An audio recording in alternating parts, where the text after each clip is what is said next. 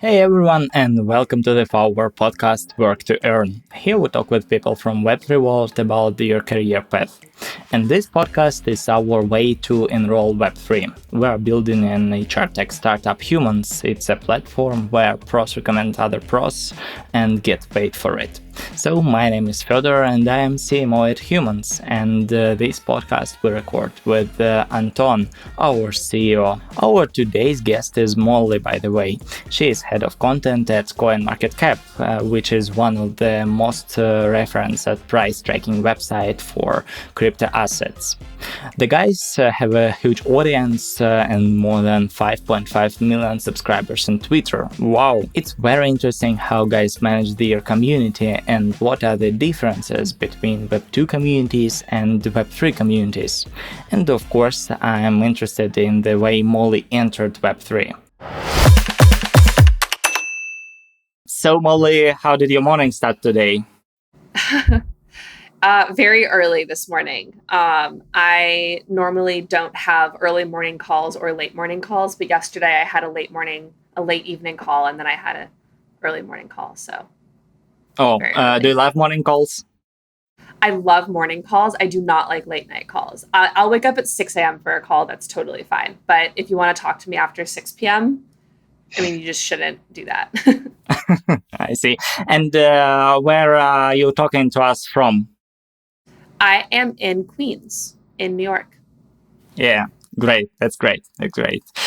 You're lead of the content at CoinMarketCap. What does it mean? What are you doing day to day?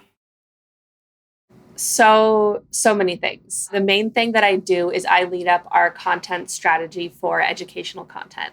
So we have a platform that is similar to a sort of learning platform, like an academy, a learn, online university, where we publish articles that are supposed to help educate CMC users or really anyone about the cryptocurrency world. We also cover a smattering of news. We have a daily and a weekly podcast. We have a daily newsletter. I also help organize our conferences, both online and offline. We know that CoinMarketCap has many users just to visit and to check the prices. But how many of users interact with your educational content? So during a really good bull market, we were getting between maybe like 6 and 8 million readers a month. Wow. It's nothing compared to the hundreds of millions we get on CMC, but it's comparable to other, smaller news outlets out there. We definitely have been hit by the bear market. Definitely. We're probably seeing, probably under 5 million. I want to get back up there, though. I have some ideas. I have some ideas to keep people reading our stuff. Yeah. And it sounds like a very, very huge team producing all this content. How many people are in your team right now? Not as many as you would think. My content team has about 3 full-time people and then maybe a smattering of freelancers. So we're a small team to produce as much as we do. For sure. All right, so let's speak a little bit about roles in your team. Maybe you can name some roles of this 3 person. It's a difficult question to answer because CMC and to some extent Binance, we really don't define ourselves by roles. We actually internally don't have any company titles. The only titles we pick are for external use, so people understand a little bit what we do. So all the people that work for me do so many things that I make up titles for them that are very long. So one of my editors is editor of long reads, infographics, research, SEO, and conference strategy. That's not really a position. I just invented it, and then now he does all of those things that I want him to do.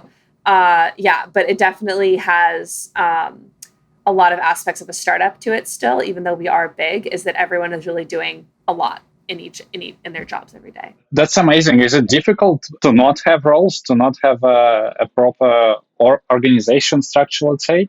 Or is it something that helps you to move fast and to innovate and to grow? It really does help us move quickly. There are some basic things. There are people that report to me. I report to our CEO. But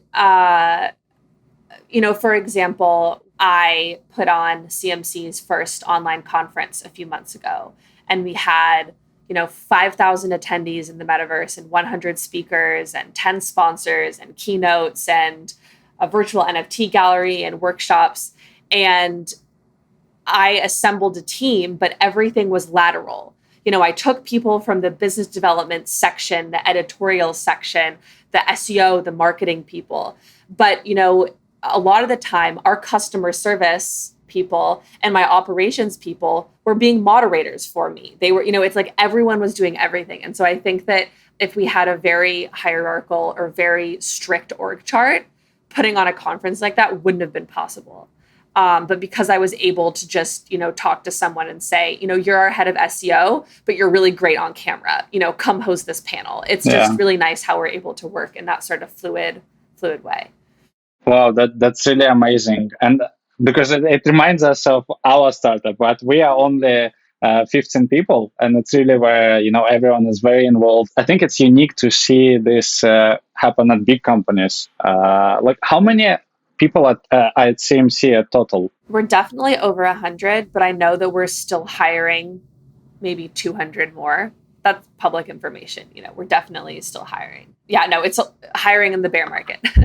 I was going to say it's good news for our listeners because everyone is about firing, and it's good. Guys, jobs available at CMC.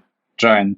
Yeah, we have a very, very terrible jobs board that is very hard to navigate. So I cannot recommend it, especially on this podcast. So tweet at us. I don't know, try to find our job somehow. We're hiring a lot of engineers, so many engineers, because the most important thing is our data. So we definitely want the best of the best. Hopefully, we're gonna have CMC on our platform soon because we have that's true.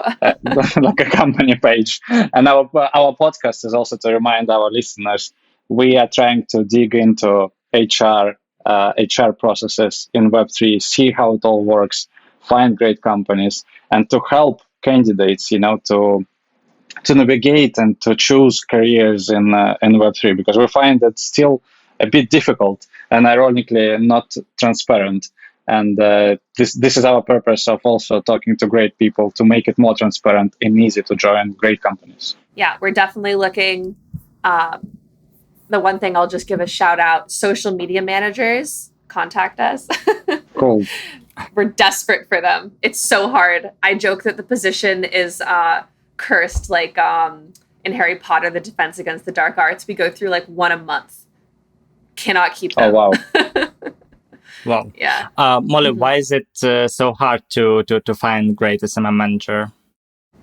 I think because our reach is so big. We have over 5 million on Twitter. We have also Facebook, Instagram, LinkedIn, Reddit, etc., where we have our own sort of internal social media platform on CMC called Community. And so the social media manager has to deal with every single aspect. Which is their job. Obviously, it's their job to do that. But at the same time, it is a very demanding job. So I understand why either they've been let go, they've let themselves go over the past few years since I've been here. Yeah. I think it's a huge responsibility to be the voice or to hold the voice of crypto to so many users. I imagine myself for a second to be a social media at CMC and then realizing that every day I have to create content for millions of people. It's kind of a huge responsibility. And if I probably create a wrong content, it can also lead to some financial results, to other companies, which is kind of scary. It's very difficult because neutrality is so important. And I think that social media managers are, especially ones that have experience in crypto, are so used to selling a product.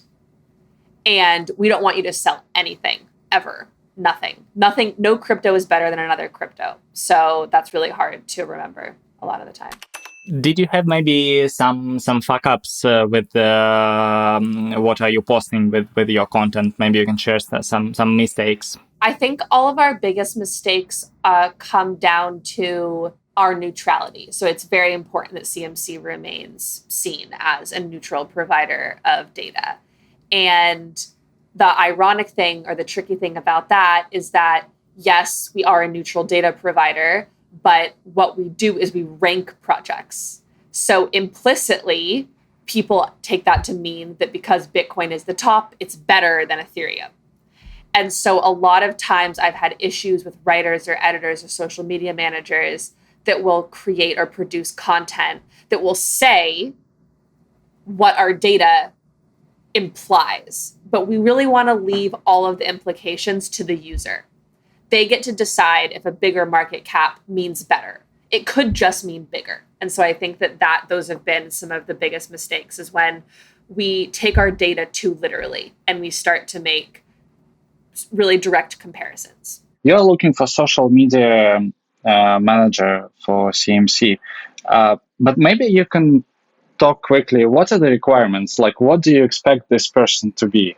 Does he need to have 10 years of experience in crypto social media? He's going to be the oldest one. or do you maybe accept anyone who has just been in crypto for 6 months, 1 year? He's not very crypto native. Or what do you look for? Crypto native is important to us, but I think that as long as you are crypto native, it doesn't matter if you've been crypto native for 10 years or for 10 weeks, as long as you get it.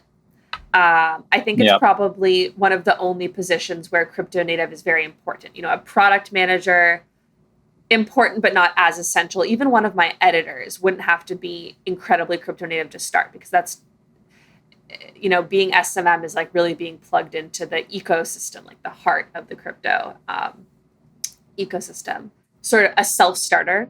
Because our company is still relatively small for how big we are, everyone that joins should be able to really take initiative.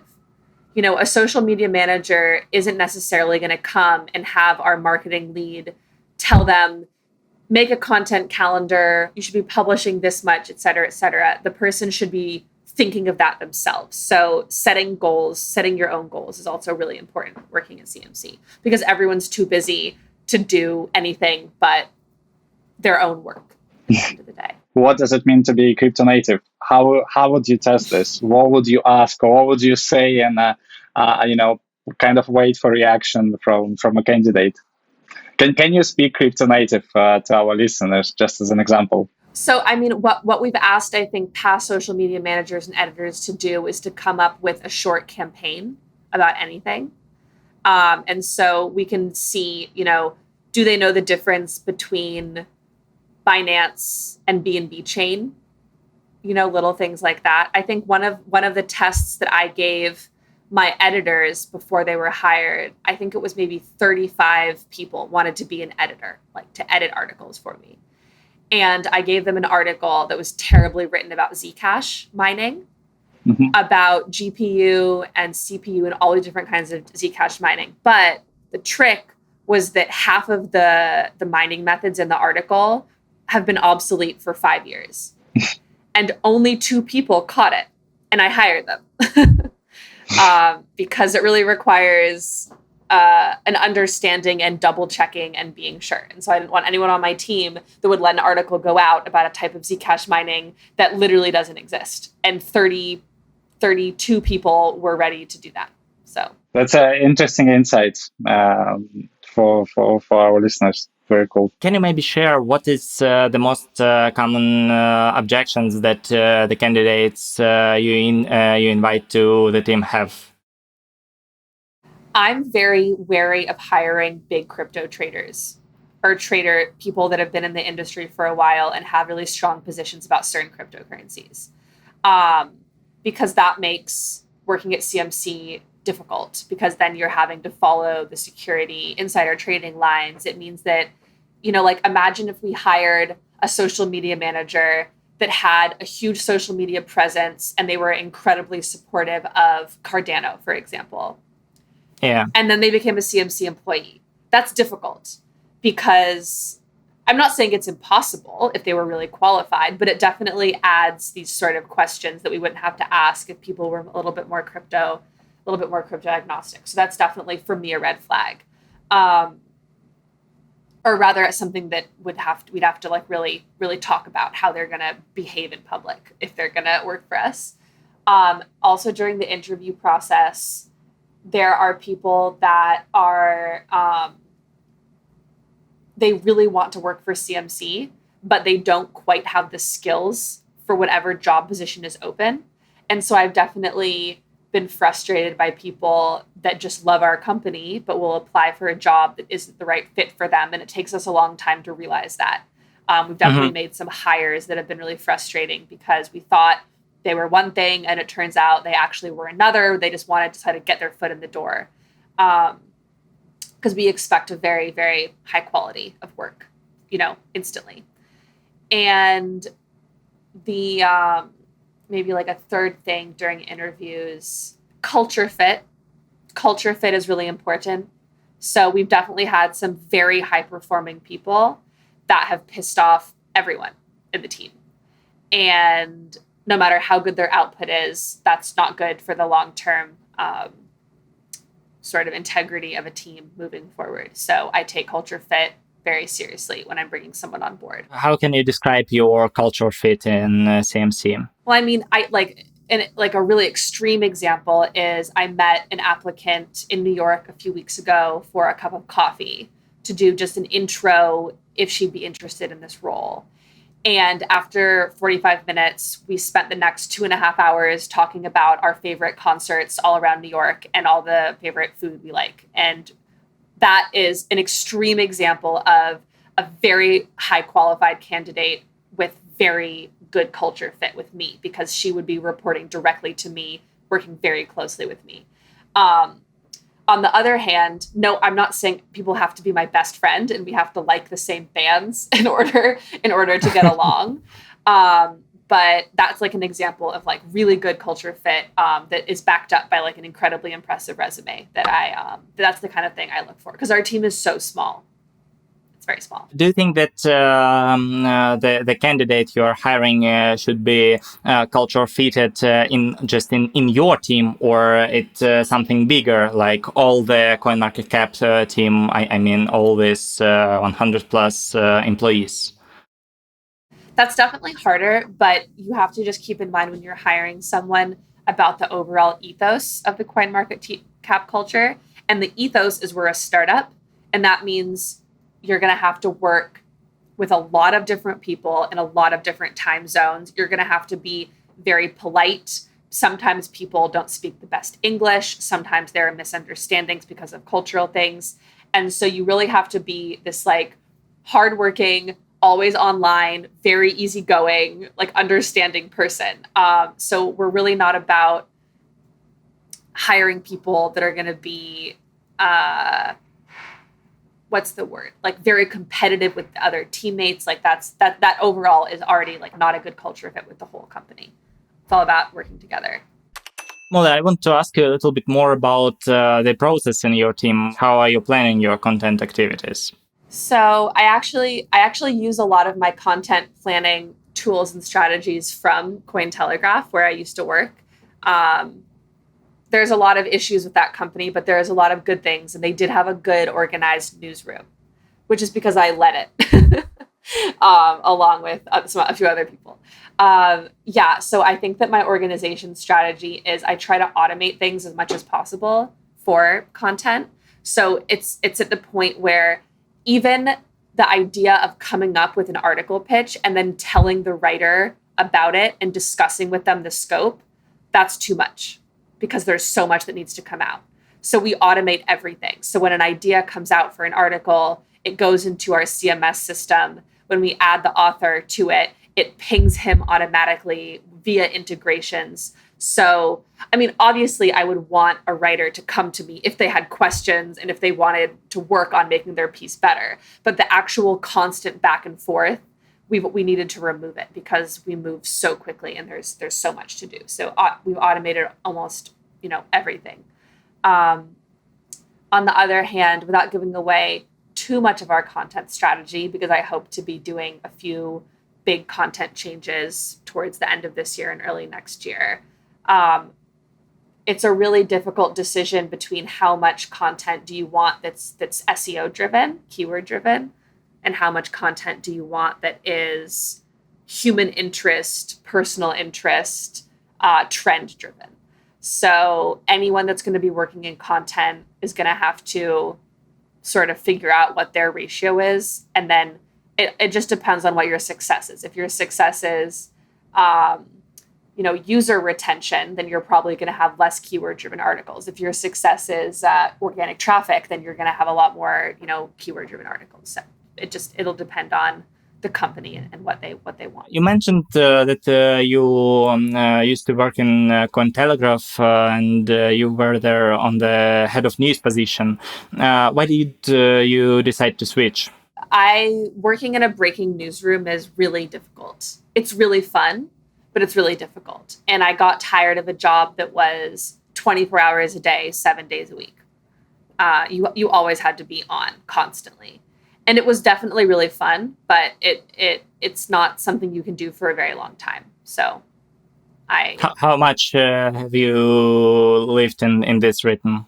I guess I was writing breaking news, so on the other side of it when I first joined.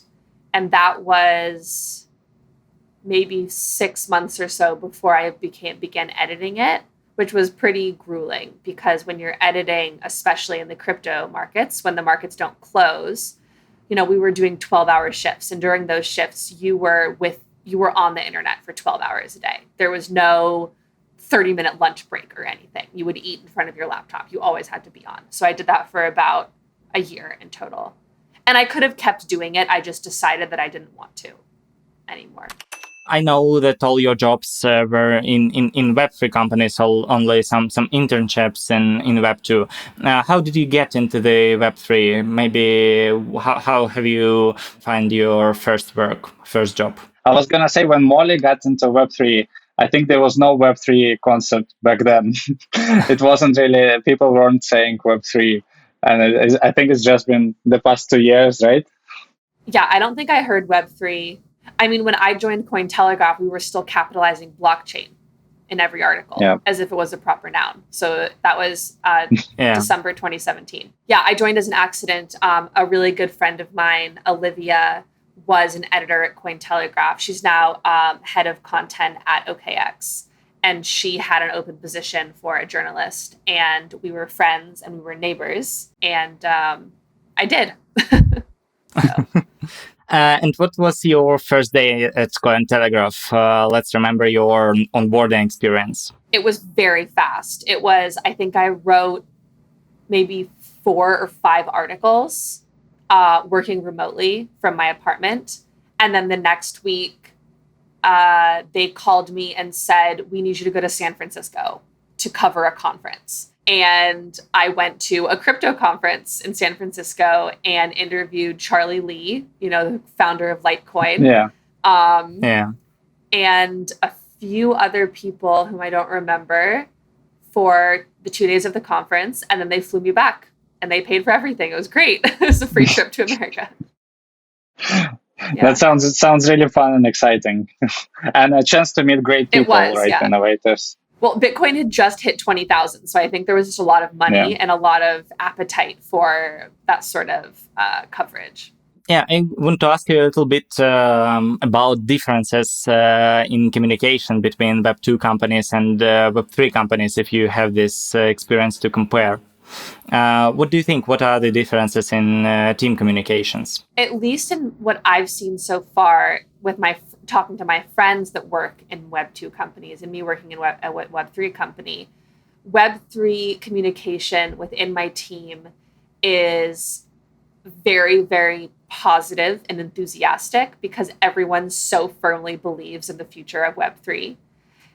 And my friends, that work in consulting or some of them work at like a video game company, there isn't the same passion driving their daily life. So that makes communication a little bit different.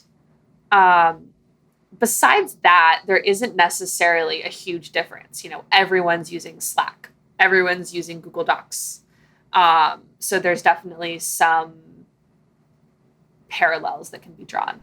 Well, and there is a maybe myth or maybe not that everyone in Web3 is overpaid just because of the sphere. Do you think that you are overpaid just because of the sphere, just because of the Web3? I've been reading this business book, which I normally would never, ever do because I only read novels. But my CEO insisted that I read it. And it's called the No Rules Rules about the making of Netflix. And there's a whole chapter on salary. And Netflix is a Web2 company.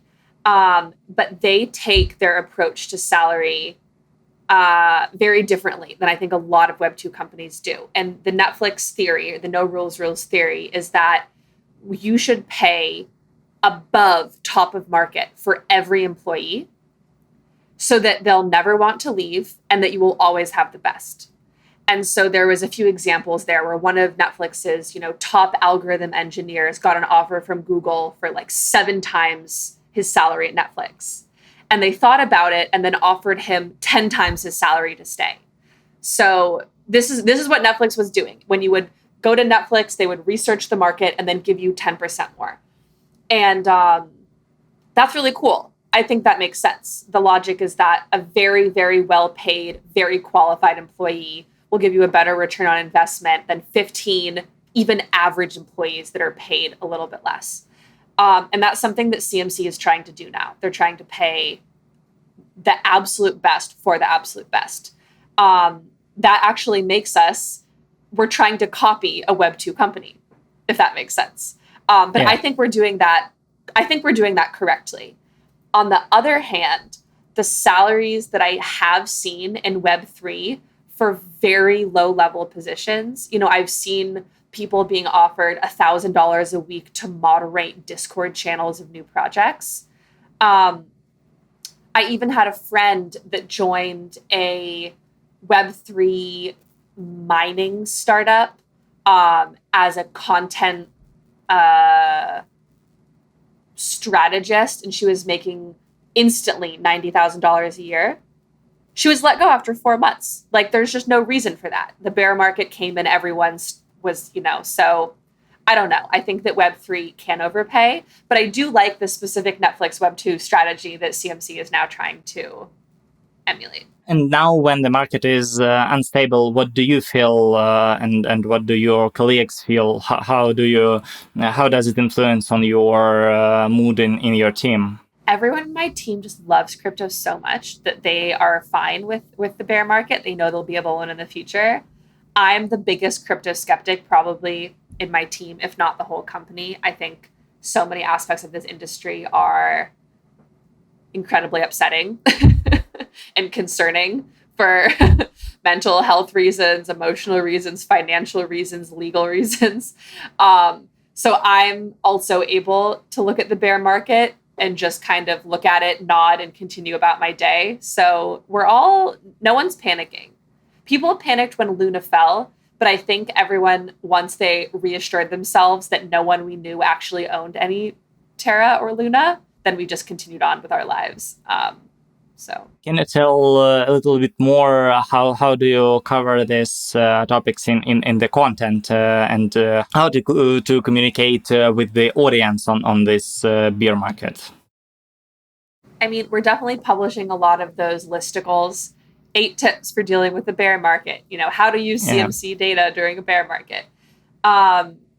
There's nothing really that people can do besides not panic. I think everything we do at the end of the day is trying to give people things to do to stop themselves from panicking, because people truly have lost a lot of money right now because it's not a bear market like before. I've been in several bear markets and there haven't been so many giant crypto lender collapses and stablecoin dissolutions.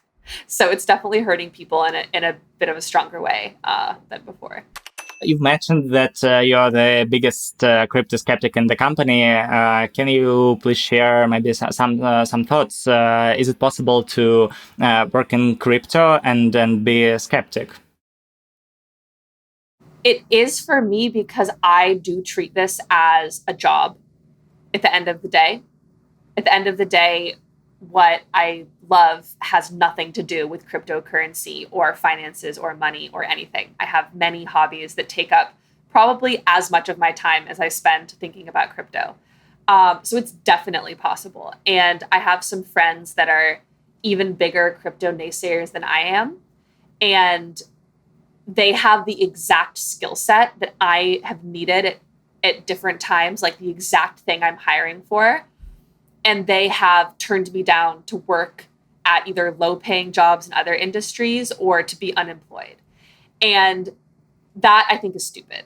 Like, you can hate crypto, but if you treat it just as a job, you don't want to be my editor for a few months and make a really good salary. I don't know. So I think that being a crypto naysayer is totally fine. I mean, as long as you're not to the extent that you're hosting that, crypto symposium in London in September, that's an anti-crypto conference about all the reasons crypto is bad. As long as you're not on that level, which I'm not, then there's no reason. Don't work for a Ponzi scheme. Like, don't work for a coin that requires you to buy other coins to make the price go up. But work for a big exchange, work for CMC, work for, I don't know. I don't really see the harm in it. It's like people work in a bank every day. People work in like an ice cream shop. It's a job. Do you trade crypto by yourself? Do you use to buy some cryptocurrencies, sell cryptocurrencies to understand better the market? I have played around with DEXs and other tools. However, I do not trade. I have no interest in trading. And also, I'm an American from New York. So I have access to nothing because of regulations. There's I can't have a Binance account. I can't have anything. On the other hand, I do insist on only receiving my salary in Bitcoin for the past 5 years. So I definitely have skin in the game, and I definitely fully understand what it's like to live a life with cryptocurrency as your main form of money. I think if I stopped working in crypto, I could accept dollars again. But for now, I just insist on being paid in Bitcoin for everything. But when you are hiring, is it needed for people in your team to be crypto enthusiasts to understand how crypto works? We already mentioned that it's needed, but do you hire people with some skeptical angles of view on the cryptocurrencies? Yeah, I want to read you one of my favorite writers, his bio on our website. Andre has worked in the crypto industry since 2014, holding various positions, including editor-in-chief at Cointelegraph, and he hates it all with a passion. Wow. That's on his bio on our site. Yeah, it's so interesting. I really want to ask you, why don't you want to find something? Why don't maybe other people or you find something which they will believe in? I mean, something that will be like your hobby. I mean, I would love to work in the fiction publishing industry, but that pays $25,000 a year. In New York, that's like 3 meals. It's just not realistic. I think that there's a lot of people like me who are, what are we going to do in the world right now as like 20 somethings? If we want to live in places like New York City, if we want to live in Mexico, in Russia, travel, be a digital nomad, then sure, you can do a lot of different things. But I am very thankful that crypto allows for almost always remote working, flexibility, being paid enough to live, and really fascinating people as well. Yeah. I want to ask a little bit more about the security in your company. I know that you have lots of insider information. How does your company work with the security? Maybe some instruments, some tools, some internal tools. There's very strict holding periods for cryptocurrency. I don't fully understand them, but I don't trade in cryptocurrency, so they're never related to me. It's just not relevant. I think that Binance employees probably are subject to a lot more audits and scrutiny than CMC employees because listing a coin on CMC doesn't really ever come with a big enough price jump that it would be in any way, you can't really game it. Like it's not like I'm going to secretly buy a bunch of, random dog token before it goes live. But, it's definitely an issue. I mean, you've seen the news about Coinbase and that employee that's been arrested. And Coinbase had that issue back in 2018 with the Bitcoin Cash hard fork. There also were allegations of insider trading. I think it's really difficult, but law enforcement has shown that they are cracking down. The Coinbase stuff happened only a few months ago, and they've already made an arrest. Do you use any Web3 instruments, any Web3 tools in your workflow? I think the biggest one is I'm really interested in metaverse platforms that actually work. I'm not interested in games. I'm not interested in tokens. I'm interested in new ways to see my colleagues because I've never met most of them. So we were using GatherTown for a while to have virtual offices, which made working more fun for me. And we even hosted our conference in GatherTown as a metaverse space. However, the other people on my team were experiencing so many technical problems that we took a vote and we voted to go back to Google Meets, unfortunately. I can't force them to, I can't force them to do it. So I don't know. I haven't seen another Web3 tool that has been good enough to convince both myself and my team that we should be using it above the Web2 tools out there.